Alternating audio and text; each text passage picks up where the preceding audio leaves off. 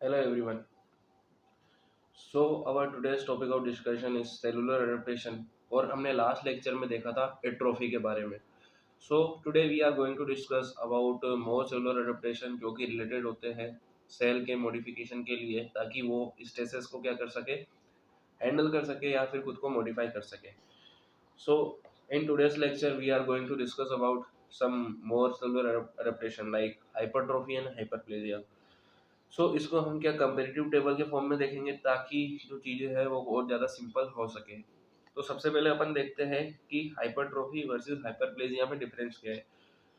So first we are going to discuss about the definition. तो अपन देखें hypertrophy जो होती है उसमें क्या होता है कि साइज जो होता है वो इंक्रीज होता है. तो साइज इंक्रीज होगा लेकिन नंबर इंक्रीज नहीं होगा.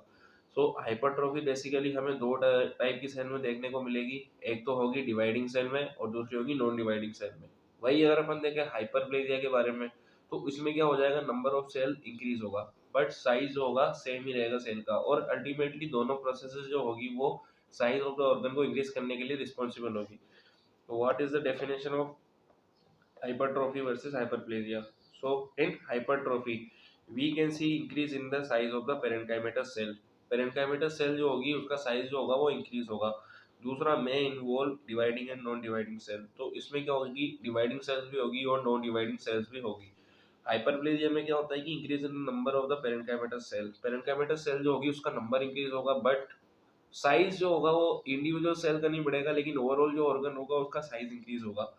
और हाइपरप्लेजिया में क्या होती है, केवल डिवाइडिंग सेल्स जो होती है वो इन्वॉल्व होती है. नेक्स्ट अगर अपन देखें टाइप एंड एग्जांपल के बारे में तो हाइपरट्रोफी जो होती है वो फिजिकल और पैथोलॉजिकल दोनों टाइप की हो सकती है. Same in the case of hyperplasia वो भी फिजियोलॉजिकल और पैथोलॉजिकल दोनों टाइप की हो सकती है. So common example and types of the hypertrophy अगर हम देखें तो सबसे पहले आती है फिजियोलॉजिकल हाइपरट्रोफी. फिजियोलॉजिकल हाइपरट्रोफी में क्या होगा कि जो यूट्राइन मायोमेट्रियम है प्रेगनेंसी में उसका साइज क्या हो जाता है, इंक्रीज हो जाता है. तो यूट्राइन मायोमेट्रियम इन प्रेगनेंसी तो वो किसका एग्जांपल हो जाएगा, हमारा फिजियोलॉजिकल हाइपरट्रोफी का. वही अगर अपन देखें पैथोलॉजिकल हाइपरट्रोफी तो पैथोलॉजिकल केस में क्या हो जाएगा, कुछ ऐसी डिजीज कंडीशन होगी जहाँ पे सेल का साइज हो जाता है, इंक्रीज हो जाता है, उसे हम बोलेंगे पैथोलॉजिकल टाइप. पैथोलॉजिकल टाइप में बेसिकली आती है मायोकार्डियल हाइपरट्रोफी एंड हाइपरटेंशन. तो हाइपरटेंशन केसेस में क्या होता है, जो मायोकार्डियम होती है उसका साइज क्या हो जाता है, इंक्रीज हो जाता है. तो साइज जैसे इंक्रीज होगा तो क्या है, एक पैथोलॉजिकल कंडीशन है. तो हाइपरटेंशन में जो साइज इंक्रीज होता है वो बेसिकली होता है अपना क्या, पैथोलॉजिकल हाइपरट्रोफी. सेकंड अगर देखिए तो hypertrophy of smooth muscle in the pyloric stenosis of stomach. तो स्टमक में क्या होता है, पाइलोरस स्टेनोसिस होता है due to some condition like GERD हो गया या फिर कोई और इन्फेक्शन हो गया. तो इन वजह से क्या होता है कि जो हाइपरट्रोफी होती है स्मूथ मसल की किसमें, स्टमक के अंदर.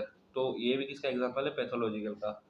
यही अगर अपन देखें फिजियोलॉजिकल हाइपरप्लेजिया तो फिजियोलॉजिकल हाइपरप्लेजिया में क्या होगा, ब्रेस्ट का साइज और यूट्रस का साइज इंक्रीज होता है. तो हार्मोनल हाइपरप्लेजिया की वजह से ब्रेस्ट का साइज और यूट्रस का साइज जो हो जाएगा वो इंक्रीज हो जाएगा ड्यूरिंग प्रेगनेंसी. तो हार्मोनल हाइपरप्लेजिया ब्रेस्ट इन यूट्रस ड्यूरिंग प्रेगनेंसी, तो ये हो गया हमारा फिजियोलॉजिकल हाइपरप्लेजिया. वही अगर अपन देखें पैथोलॉजिकल हाइपरप्लेजिया तो पैथोलॉजिकल हाइपरप्लेजिया में क्या होता है, एंडोमेट्रियम की हाइपरप्लेजिया हो जाएगी जो एक पैथोलॉजिकल कंडीशन है. तो endometrial hyperplasia or hyperplasia of skin in the genital wall. So basically we have seen about two type of conditions where physiological and pathological both include hypertrophy and hyperplasia. In next condition we are going to see about the morphology. तो अगर अपन common morphology देखें hypertrophy में तो hypertrophy में क्या होगा, cell का size increase हो जाएगा. तो सेल साइज जो हो जाता है वो इंक्रीज हो जाता है, सेल साइज इंक्रीज. सेल का साइज क्या हो जाएगा, हाइपरट्रोफी में इंक्रीज होगा. वही जो हाइपरप्लेजिया होता है इसकी मॉर्फोलॉजिकल फीचर जो होते हैं वो सिमिलर होते हैं इसकी डेफिनेशन के अकॉर्डिंग. तो इसमें क्या हो जाएगा, इंक्रीज नंबर ऑफ सेल्स.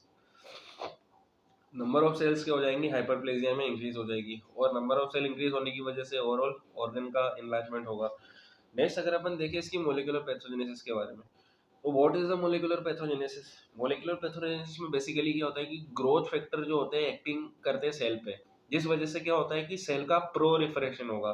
तो सेल का प्रोलिफरेशन होने की वजह से क्या होगा, प्रोटीन सिंथेसिस इंक्रीज होगा और सेल का साइज इंक्रीज होगा. This will occur in the case of hypertrophy. तो increase growth factor acting on the cell surface, cell surface पे जो ग्रोथ फैक्टर एक्ट करते हैं वो इंक्रीज होंगे जिस वजह से प्रोटीन सिंथेसिस जो हो जाएगा वो इंक्रीज हो जाएगा. अगर प्रोटीन सिंथेसिस इंक्रीज होगा तो बेसिकली क्या हो जाएगी, सेल की ग्रोथ होगी. तो activation of signal transaction pathway जिस वजह से क्या हो जाएगा, सेल का साइज इंक्रीज होगा. नेक्स्ट अगर अपन देखें हाइपरप्लेजिया की मोलिकुलर पैथोजेनेसिस, तो इसमें भी क्या होता है कि जो ग्रोथ फैक्टर जो होते हैं वो सेल सरफेस पर एक्ट करते हैं। तो ग्रोथ फैक्टर जो हो जाएंगे वो सेल सरफेस में इंक्रीज हो जाएंगे, जिस वजह से सेल का प्रोलिफरेशन बढ़ेगा, उस वजह से क्या हो जाएगा, स्टिमुलस सिग्नल ट्रांजैक्शन पाथवे। तो दोनों केस में क्या हो जाएगा, सिग्नल ट्रांजैक्शन पाथवे जो होगी वो एक्टिवेट होगी। अब नेक्स्ट अगर देखें अपन नेचुरल हिस्ट्री और आउटकम क्या होता है दोनों प्रोसेस का, तो हाइपरट्रॉफी जो होती है वो रिवर्सिबल होती है, removal of the stimulus. Stimulus को रिमूव करने पर हाइपरट्रॉफी क्या हो जाएगी, रिवर्सिबल होती है। तो रिवर्सिबल और withdrawal of the stimulus called hypertrophy. भाई उस केस में देखें हाइपरप्लेजिया तो में regress on removal of stimulus. So this was all about the hypertrophy and hyperplasia. In next lecture we are going to discuss about the metaplasia and dysplasia. So thank you so much guys.